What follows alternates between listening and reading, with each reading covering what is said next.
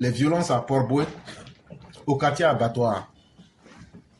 Et comme nul ne peut être plus fort que l'État, comme personne ne peut être plus fort que le gouvernement, et on a mille fois averti les uns et les autres qu'on ne lance jamais un défi à un gouvernement si faible soit-il. Quelle que soit la faiblesse d'un gouvernement, on ne fait pas un rapport de force avec ce gouvernement. Parce que vous perdrez quelle que soit l'issue. Et donc, les habitants du quartier abattoir de Port-Bouët, à cause de l'attitude de certaines personnes dans leur irresponsabilité à vouloir défier l'autorité de l'État, à vouloir croiser le fer avec l'État, hier 3 juin 2024, le quartier abattoir a été détruit, rasé. Initialement, c'était le parc animalier. Mais maintenant, là, on a inclus même le quartier abattoir dedans. Là, quand c'est comme ça, là, c'est que les uns et les autres veulent faire, on va voir. Et je tiens à le dire, et sans coup férir, sans embâche. Au parc animalier, là, on a découvert quelques armes. On a découvert quelques armes. Toi, tu es vendeur de moutons. Tu es vendeur d'animaux. En quoi est-ce que posséder des armes est une utilité pour toi? Et donc, voilà certaines réalités qui sont en face de nous. Quiconque va essayer de défier l'autorité de l'État subira la rigueur. Il faudrait que ce soit clair. Et si cela est bien compris, le quartier abattoir vient d'être rasé hier 3 juin 2024 par le district autonome d'Abidjan. Quel que soit ce que les uns et les autres diront, l'État demeure le Léviathan. L'État demeure la loi. Et l'État demeure la force la plus puissante et la dernière force sur laquelle chaque citoyen doit se reposer. Et nous n'allons pas accepter que notre État soit fragilisé parce que des gens ont leurs intérêts particuliers qu'ils veulent défendre. Toi, l'intérêt que tu veux défendre pour toi, là, est-ce que ça arrange l'intérêt collectif? Est-ce que ça arrange l'intérêt de l'État? Et nous préférons privilégier l'intérêt collectif au détriment de l'intérêt des individus qui n'ont que faire de la Côte d'Ivoire, qui s'en foutent éperdument de la Côte d'Ivoire et qui cherchent même à tirer la Côte d'Ivoire dans les enfers. Et donc le ministre Cissé Bakongo est ressorti encore pour expliquer que le fait qu'on a cassé le quartier abattoir même là, en plus du parc animalier là, c'est pour effacer la laideur du désordre urbain. Et ça, ce sont les mots du président de la République qui a dit qu'il faut qu'on redonne à Abidjan sa beauté. Un être humain dans le 21e siècle doit vivre dans un environnement qui fasse qu'on le respecte en tant qu'un homme.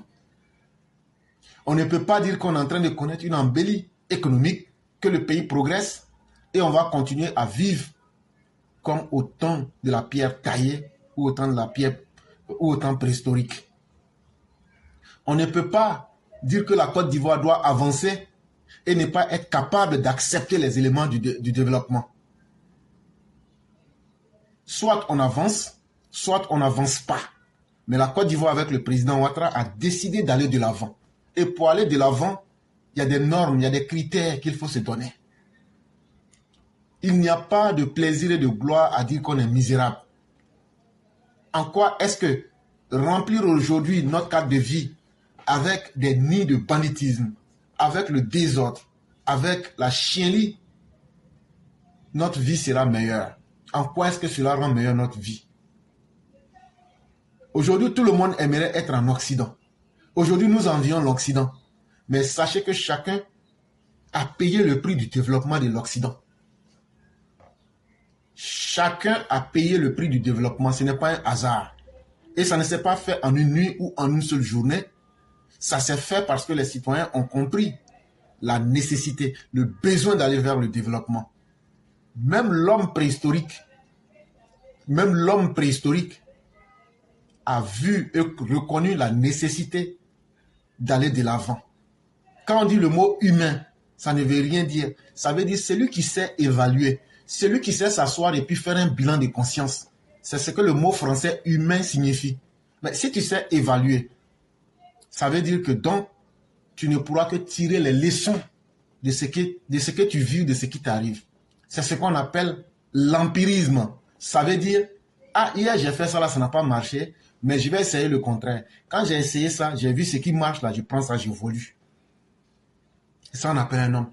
Ça fait 20 ans, 30 ans. Vous vivez dans les quartiers précaires. Votre situation n'a jamais changé. Vous allez mettre des enfants précaires dans le monde qui vont eux aussi continuer à exercer la précarité. Mais à un certain moment, si vous-même, vous ne prenez pas conscience, l'État a décidé, en tout cas le gouvernement, le président Ouattara a décidé de mettre fin, de casser le cycle de la précarité pour que vous puissiez réfléchir d'une manière ou d'une autre. On vous a suffisamment donné le temps. Vous avez eu suffisamment des opportunités. C'est vrai, personne n'est riche. Mais pendant 30 ans, tu as eu l'opportunité de réfléchir sur ta condition. Tu as eu l'opportunité de pouvoir progresser. Tu ne l'as pas fait. Tu t'es complet. Tu as aimé ta vie dans la précarité. Il faut savoir qu'un jour, cette vie-là prendra brutalement fin. Si elle ne prend pas fin, c'est toi-même qui prendras fin à travers cette vie de précarité-là. Et donc, quand le quartier abattoir a été mis à plat hier, il y a 595 foyers qui ont été touchés par cette action. Et les 700, je dis bien les 595 foyers, ne pensez pas que le gouvernement du président Ouattara est inhumain au point de leur dire on a cassé vos maisons, partez. Depuis 2018, ces personnes avaient été averties. Et il y a eu une première tentative de déguerpissement. Mais malgré ça, ces personnes-là sont revenues encore. Et donc cette fois-ci, ça a été fait. Et quand ça a été fait, le gouvernement n'a pas laissé ces personnes-là les mains vides. Le gouvernement avait prévu déjà un terrain de 10 hectares qui avait été déjà acquis à Anani dans la commune de Port-Bouin.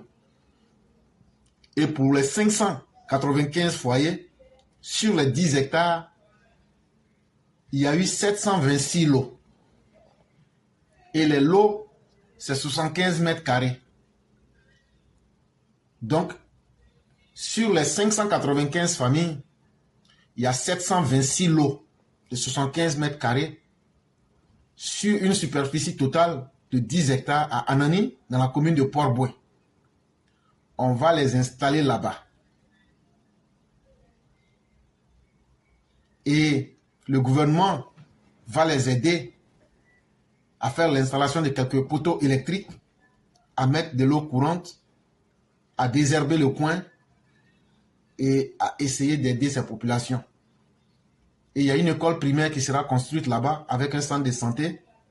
Il y aura un marché. Et pour ceux qui sont musulmans et chrétiens, il y aura aussi église et mosquée pour ces personnes-là. Je trouve que le gouvernement en a déjà fait suffisamment. Et nous remercions le gouvernement de penser toujours à privilégier et à améliorer la vie de ces personnes-là, même si elles-mêmes ne s'en rendent pas compte. Et le district tient à rappeler que les déguerpissements là, c'est pas fait contre quelqu'un. C'est pas fait pour faire du mal à quelqu'un. Mais le gouvernement lui-même là a aussi des objectifs qu'il veut atteindre.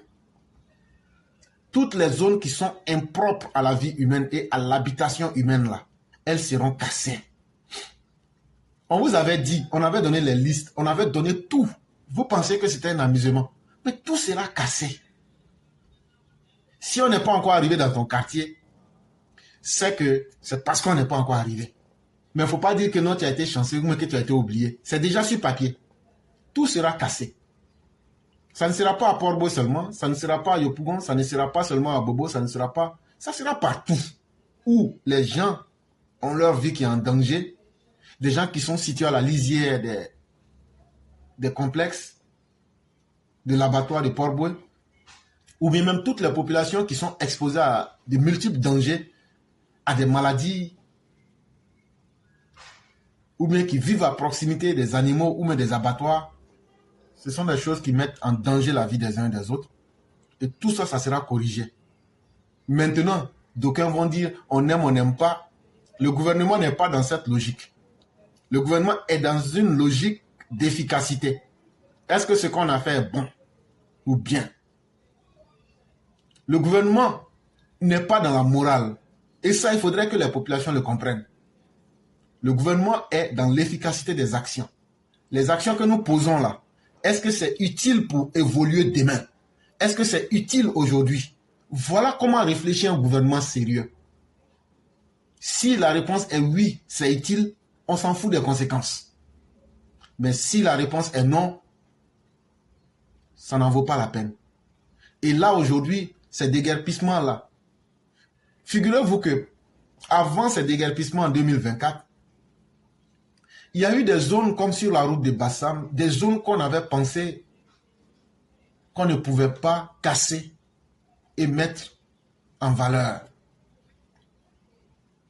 Mais quand ces zones ont été cassées, il y a eu beaucoup de tollés. On a même pensé que ce serait la fin du monde. Mais bizarrement, quand vous repassez quelques années dans ces zones-là, vous êtes vous-même fiers que ces zones ont repris aujourd'hui un visage qui donne envie de vivre et qui inspire confiance. Et donc, ça sera comme ça. Tant qu'on aura des gouvernements responsables, il y aura des choses qui font mal, mais le gouvernement responsable prendra toujours ses responsabilités pour pouvoir faire évoluer la vie des citoyens. Et ce qui est fait aujourd'hui, c'est dans 5 ans, 6 ans, et peut-être même moins, qu'avec du recul, les gens vont s'asseoir pour dire oui, ça a été dur, mais ça a été utile. Et c'est en fait de cela que un gouvernement qui est responsable doit s'occuper. Tout ce qui est utile et non tout ce qui est bon. C'est très important. Quelque chose peut être bon, mais elle n'est pas utile. Par exemple,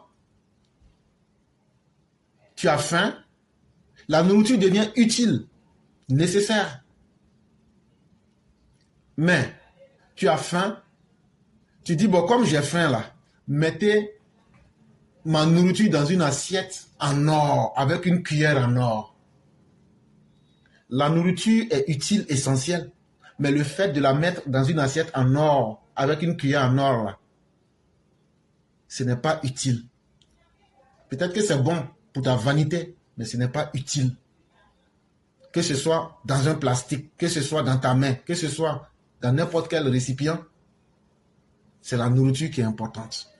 C'est un exemple comme ça que je prends. Et la gestion humaine là ne peut pas se focaliser sur ce qui est bon. La gestion globale d'une société se fonde sur ce qui est utile. Et là où nous parlons d'utilité, on parle d'efficacité. Et c'est en cela que nous remercions le gouvernement d'Alassane Ouattara, le président,